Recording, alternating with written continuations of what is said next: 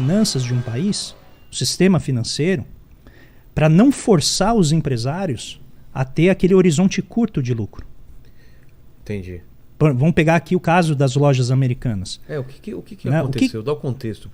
Essencialmente, bilhões, né, 20 bilhões. 20 bilhões de rombo? 0,2% do PIB em uma empresa. Como que chega agora? Então, esse é um exemplo... Ninguém estava falando sobre isso? Não. Ninguém sabia? Não.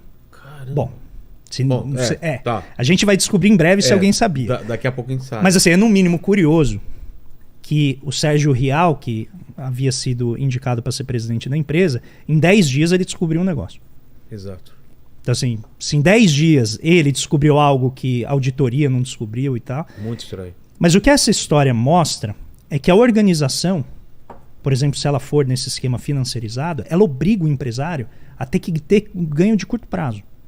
Como que ele faz isso? Ele, por exemplo, pode fazer o que a Americanas fez, que é esconder uma parte do dinheiro. Então, só para explicar, as lojas americanas pegavam um empréstimo com o banco para pagar os fornecedores, né? Porque ela não produz nada, ela só pega, né, o produto e põe na loja e vende. E esse empréstimo tinha um juro. Só que em vez dela colocar na conta bancos, ela colocava na conta fornecedor. Como se ela houvesse pago o fornecedor. Então ela põe só o valor que foi o valor da compra. Certo. Então assim, ela comprou lá R$1 milhão, sei lá, de um salgadinho qualquer que ela vende lá. Gastou R$1 milhão e pagou pro cara. Só que ela pegou o dinheiro com o banco. Ela pegou 1 milhão para cobrir Pegou isso. 1 milhão, pagou o fornecedor. Certo. Então ela está devendo o juro pro banco. Certo. Então, em vez dela colocar esse 1 milhão na conta bancos, ela colocou 1 milhão na conta fornecedor. E não pôs os juros. Então, esses juros foram acumulando e bateram 20 bi. Isso é o que eu sei até agora. Tá. E esse é um dos problemas de quando as fraudes ocorrem no setor privado. Você só sabe quando a empresa pede recuperação judicial e aí, né, entra as autoridades lá para ver o que está acontecendo. Porque antes disso, você não tem, né, conhecimento do que está acontecendo. Se isso aconteceu, você vai olhar então, por exemplo, a estratégia de distribuição de dividendos da empresa. Se eles continuaram dividindo, os três mesmo tendo... Continuaram. Os três líderes ali, né, o Marcel Telles, o Jorge Paulo Lemann e o Beto Sicupira, se eu não me engano, se a conta que alguns fizeram, é que eles extraíram 300 milhões de reais em dividendos em poucos anos. E não pagavam os juros. E não pagavam os juros. Então esse troço foi crescendo enquanto eles estavam lá retirando dinheiro de caixa e pagando dividendos para os acionistas. Ora, se uma lógica como essa se torna regra numa das maiores empresas do país, num espaço que é um camarote do mercado financeiro chamado Novo Mercado, que em tese você tem regras claras de contabilidade, é super seguro, tem uma credibilidade, se obriga a empresa a fazer uma auditoria rigorosa das contas, auditoria externa. Teve tudo isso? Teve. A PricewaterhouseCoopers, que é a empresa de auditoria. E essa é a pergunta, como que ninguém viu?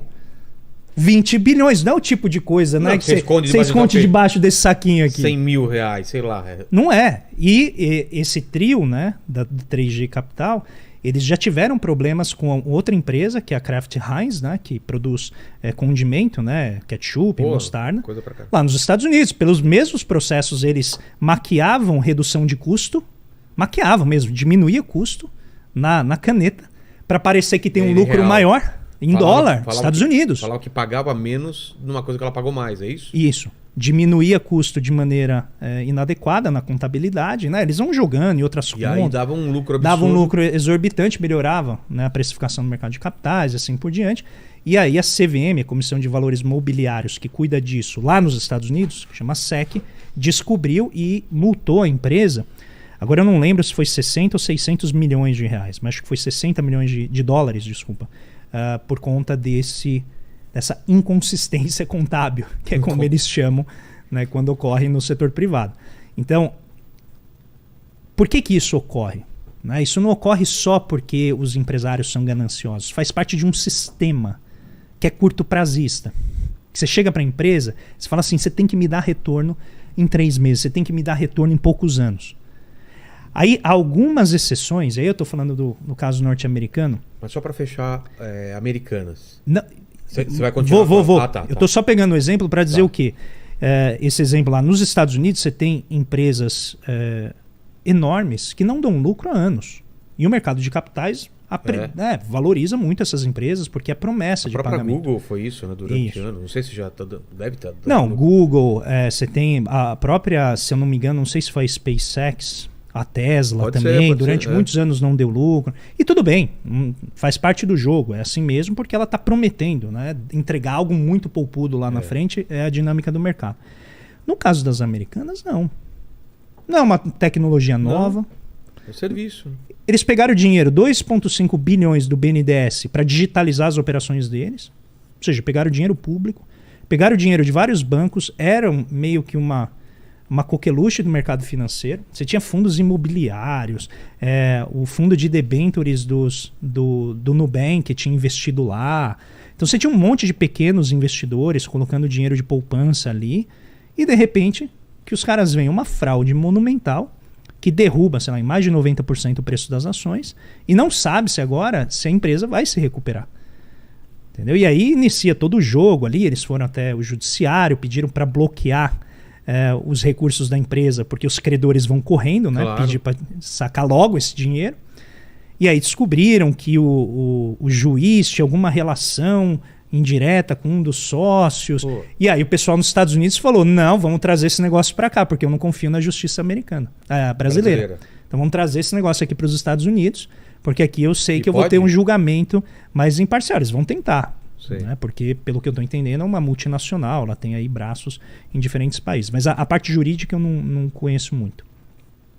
E aí, esse é o sistema, que é um sistema que a gente chama de extrativista. Mas aí Americanas ou uma empresa fala, tem um rombo de 20 bilhões. Então, e fica por isso mesmo? Não, essa empresa ela tem que encontrar uma maneira de se reestruturar. Então ela vai chegar para os credores e vai falar assim, devo, não nego, pagarei quanto puder. Aquilo que eu te devia em, sei lá, 1 ano, eu vou ter que te pagar em 6, 7. Aí fica a briga entre os credores. Isso tem a ver com o que ocorreu nos anos 80 com a gente aqui como país. Você tem uma dívida e você chega para o credor e fala, eu tenho que te pagar tanto nos próximos 6 meses, me dá aí 5 anos. Aí ele vai falar, não, tudo bem, eu te dou 5 anos, mas você tem que fazer o que eu te falar, para você poder pagar. É isso que a recuperação judicial faz. Ela entra na empresa e fala, agora nós não vamos fazer como vocês fazem. Entendi. Nós vamos reestruturar a dívida, vamos colocar a empresa de pé de novo, possivelmente vai ter que pegar crédito para poder viabilizar a atividade e poder pagar os credores ao longo de vamos dizer, um prazo mais extenso de pagamentos. E isso não é trivial de fazer. E aqui vem, então, a dinâmica de gestão empresarial do trio ali. Eu lembro, quando eu estava na faculdade, eu tinha um amigo que trabalhava na Ambev. Né? Agora eu estou tentando lembrar, já era Ambev. Era no início dos anos 2000, já era Ambev. E era frequentemente eu ligava para ele, domingo, à tarde, ele estava lá trabalhando. Porque é resultado. A Ambev te traz boas lembranças, Lene? Maravilhosas. Tinha uma produtora que a gente prestava basicamente serviço para Ambev. Ambev, Nossa, cara, era domingo a gente trabalhando, sangue nos sábado olhos, trabalhando. Aí ligava, Lene, ferrou, aparece para... Putz, era uma coisa absurda. Isso começo dos anos 2000, né? Foi. 2009, 2005, 2005 2004. até... E eles têm, né, historicamente, essa lógica assim, de serem estoicos, né? Então eles não esbanjam riqueza, né? Um esquema horizontal, tudo aberto, o ambiente do escritório, não tem essa divisão hierárquica. Eu lembro de tudo isso.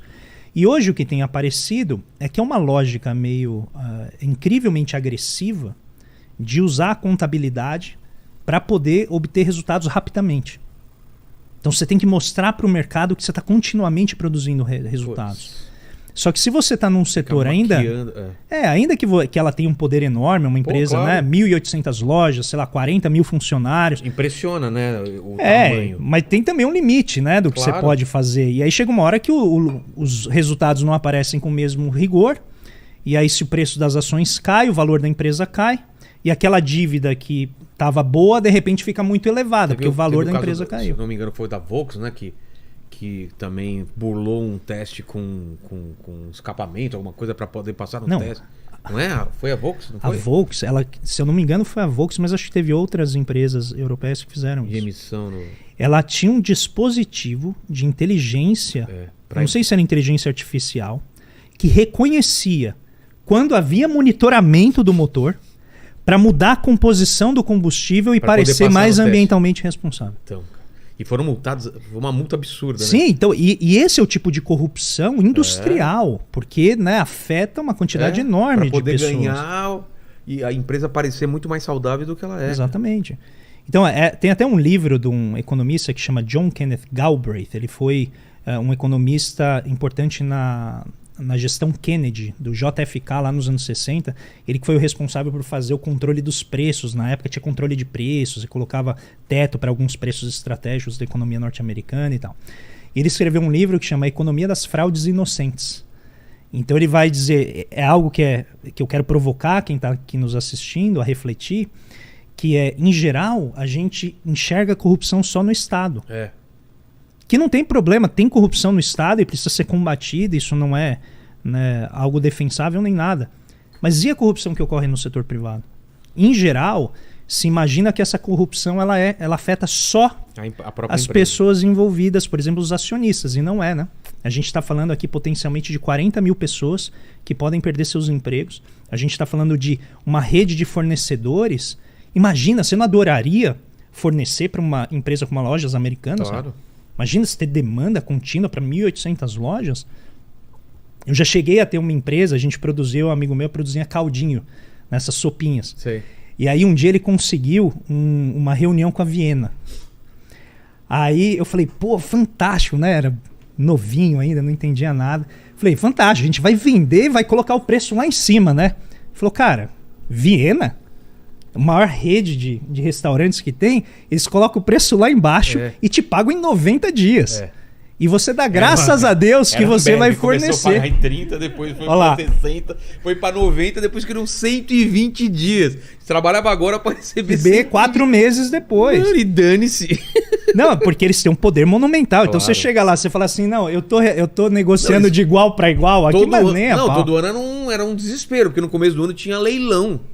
Nossa. Tipo, 5 produtoras se degladiando para quem tivesse o menor preço, pegava, cara. Para conseguir o menor preço em pagamento em 120 dias. Cara, meu Deus do céu. E essa estrutura de oligopólio, de grandes corporações, não é de igual para igual. Claro que não. Você é obrigado a jogar as Exato. E você dá graças a Deus você conseguiu aquele contrato. Senão, né? Porque ele vai te gerar. Eles sabem o tamanho que Exato. de grana, né? Exato. Então essa estrutura, que acho que no caso das americanas, aparecia como uma estrutura muito agressiva, né, de usar o balanço para gerar resultados bonitos que o mercado ia gostar, e com isso você gera aquele ciclo positivo.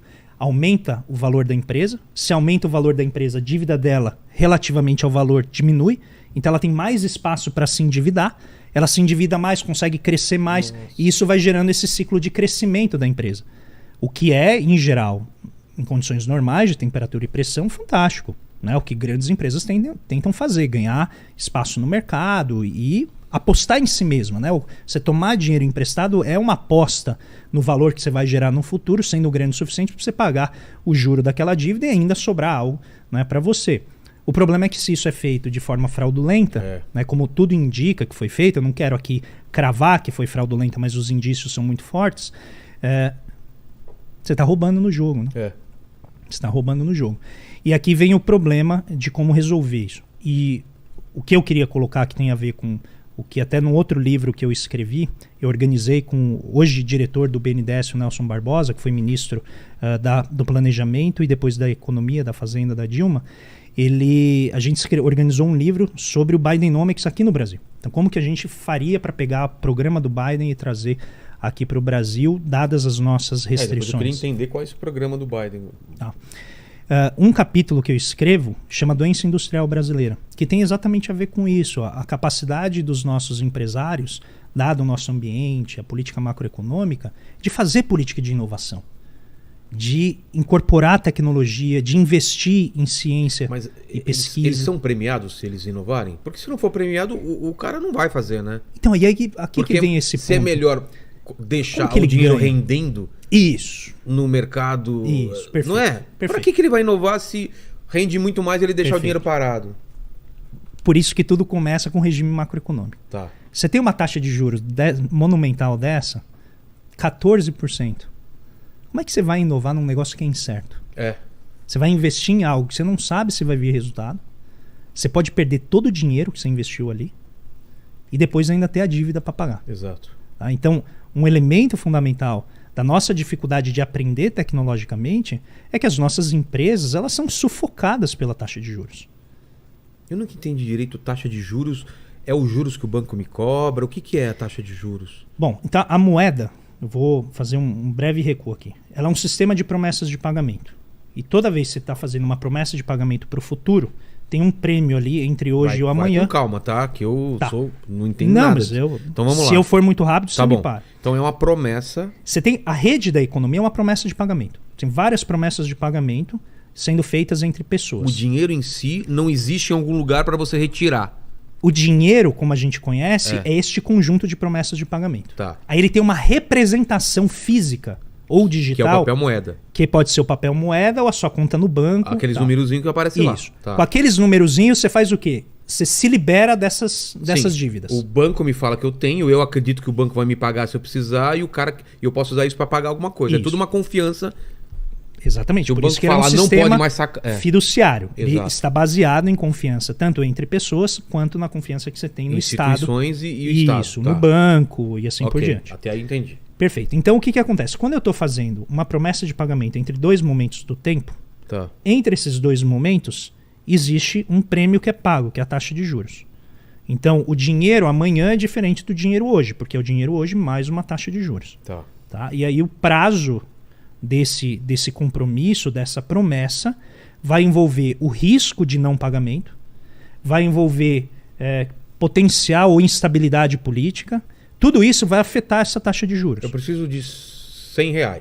Isso. Eu peço para o banco R$100 e ele me fala, cara, a situação está complicada do país, eu não sei o que vai acontecer, eu não sei o quê, vou te cobrar uma taxa de tantos por cento. Então, vamos pegar o exemplo. Você chega lá no banco e fala assim, olha, vamos pegar aqui nível Vilela de empreendimento. Opa! Banco, preciso de R$1 milhão. R$1 milhão. R$1 milhão na minha mão. Que eu tenho uma ideia nova aqui que eu quero vou fazer tocar. um podcast novo, eu e o André aqui. Nós vamos fazer isso aqui, vai bombar. Nossa, vai arrebentar. Dinheiro, tal. Vai vir o Lene. Exato, o O Lene. Lene vai aqui, vai tocar esse Eu vou negócio. tirar o Paquito pra tirar o risco. Exato. O negócio dar errado. Eu, o Lene e o André, só nós três. Tá, E aí o banco olha pra você e fala assim, olha, você tem um negócio bem sucedido, você já tem um fluxo de renda, você tem um espaço, você apresenta o projeto, ele fala assim, tudo bem, tem a situação macroeconômica, está instável, a taxa de juros está elevada. Aí ele olha e fala assim, qual que é a taxa base?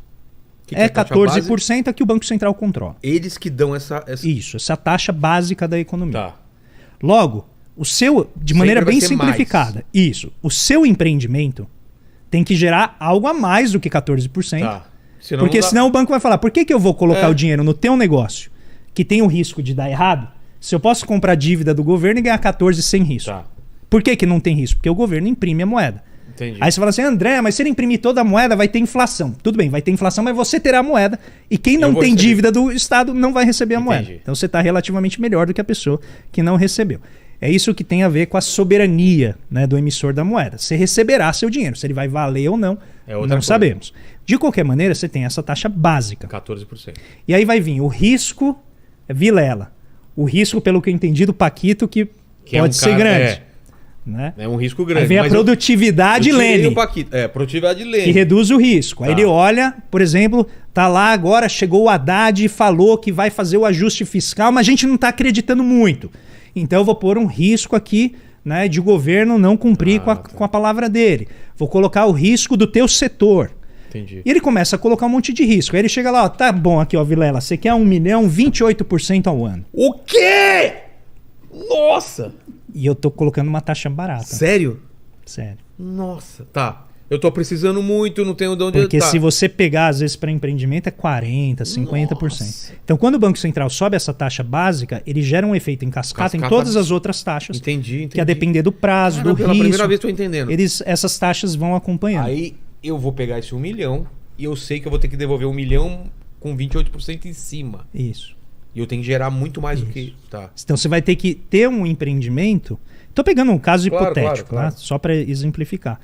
O teu empreendimento vai ter que gerar uma taxa de lucro maior do que 28% para você, pelo menos, pagar a sua dívida. E aí você encontrar um setor que paga isso por ano, evidentemente, é muito difícil. É muito difícil. Né? Então, nesse exemplo hipotético, a gente está falando, obviamente, tem uma série de setores que tem juros subsidiado, que recebem, né, taxas de juros melhores, mais baixas, tem risco menor. Você tem um monte de medida que o governo pode tomar, como cadastro positivo, que permite aos bancos identificar o risco. Né? Se pega, por exemplo, um homem com as suas características, o seu setor, ele vai te jogar numa média. Entendi. Com um cadastro que é compartilhado, ele fala, não, mas pô, o Vilela tem um histórico de pagamento bom, ele tem um fluxo de renda razoável, o cara tem uma boa, faz auditoria, controla ali, ele tem um risco menor. Entendi. Posso emprestar e cobrar uma taxa de juros menor e assim por diante. Então, esse jogo da política de juros, você mantém o juro muito elevado, você vai sufocando os novos investimentos. Então é muito mais fácil você jogar dinheiro na dívida pública do que, por exemplo, você abrir uma empresa em que você vai contratar 15 cientistas que vão ficar ali pesquisando algo que pode ser muito caro, com um retorno incerto e sem saber quando que vai vir. Mas se o governo joga lá embaixo a taxa de juros, qual é o que então, isso... aí vem o problema. Se ele joga a taxa de juros lá embaixo, corre o risco dele acionar o crédito para setores que podem estar próximos do limite da capacidade produtiva E ele não... e aí a inflação começa a subir. Porque ele começa a injetar ânimo na economia. Eu gosto de pensar a política monetária como um quadro de luz, assim. Tá. Então você tem vários, Tem lá os vários botõezinhos que você vai... Disjuntores, os disjuntores você vai acionando partes da casa. Tá. O sistema financeiro, ele aciona isso aí. Tudo no Isso, máximo. você pode gerar uma sobrecarga. Exato. E alguns então, deles vão cair. E aí? É um ajuste muito fino. É, muito fino. Quando que eu tenho que baixar e quando eu tenho que levantar. Isso. Na história do Brasil, o que a gente fez? Sempre foi aumentando? Não, varia muito porque você tem eras em que tem um regime de política monetária Ditadura, específica. Então, esse é o ponto. Independentemente do sistema político, essas realidades afetam igualmente. É mesmo? É mesmo. E é isso que em economia, em macroeconomia, a gente chama dos limites sistêmicos. Ou seja, não dá para você, em qualquer, seja uma ditadura, seja uma democracia, imprimir dinheiro loucamente, porque se você fizer isso, você vai desarticular o sistema de promessas de pagamento. Entendi. Porque quando o dinheiro entra, ele está entrando na mão de alguns e não está entrando na mão de outros. Então, gradualmente, você vai questionando essas promessas. Porque o credor fala assim, cara, eu emprestei 1 milhão para o Vilela, só que o que ele vai me pagar vale 300 mil. Porque o dinheiro que está escrito no contrato perde valor conforme a inflação avança. Entendi. Ele se for precisar para comprar alguma coisa que valia naquilo lá... Não, imagina que você paga, tá lá no contrato, você deve 1 milhão mais o juro. Mas aí quando você 28% paga... eu paguei. Ele pega esse valor e já não vale... Ele não vale muito, porque a inflação comeu aquele poder. E aí qual que é o problema? Você acha que ele vai emprestar de novo? Não, claro que não. Ele pode desenvolver e falar assim, nós vamos colocar no contrato que eu vou te emprestar 1 milhão, só que a taxa de juros ela vai ser pós-fixada. Ela vai acompanhar a taxa de juros, por exemplo, do Banco Central. Eu não vou saber quanto eu vou ter que pagar. Você não sabe. Porque depende da situação, depende do que está acontecendo.